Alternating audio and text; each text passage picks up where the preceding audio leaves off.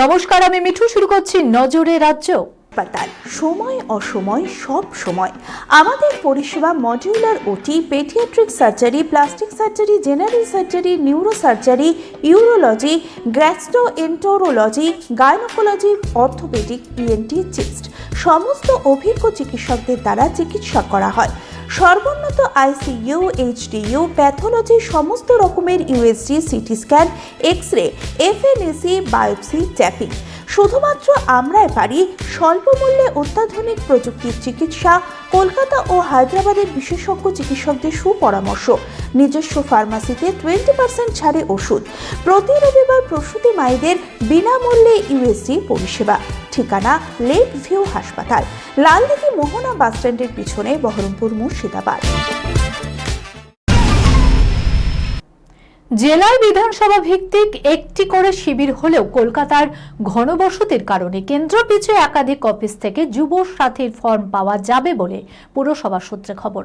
অধিকাংশ বড় অফিস থেকে যেমন ফর্ম দেবেন পুরসভার সোশ্যাল সেক্টরের অফিসাররা, তেমনি টালিগঞ্জ, রাসবিহারী বিধানসভার মতো একাধিক কেন্দ্রে পৃথকভাবে বৃহৎ শিবিরের আয়োজন করেছেন স্বয়ং বিধায়ক রায়।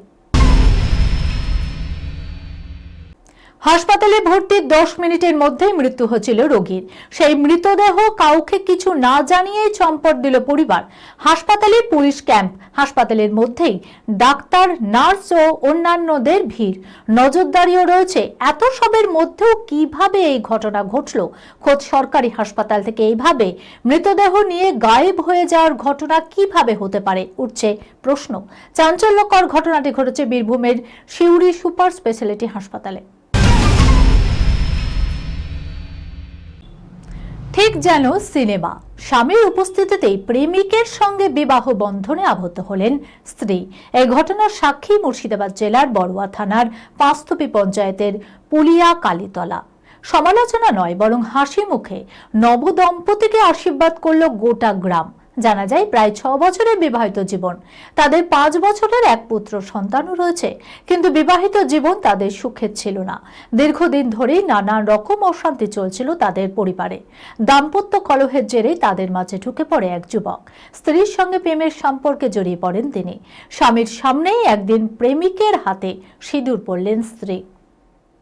নজরে রাজ্য এখনকার মতো এই পর্যন্ত। দেখতে থাকুন অন্যান্য খবর। আপনারা দেখছেন টিভি 24 বাংলা, সংবাদ বিনোদন সারাদিন সারাক্ষণ।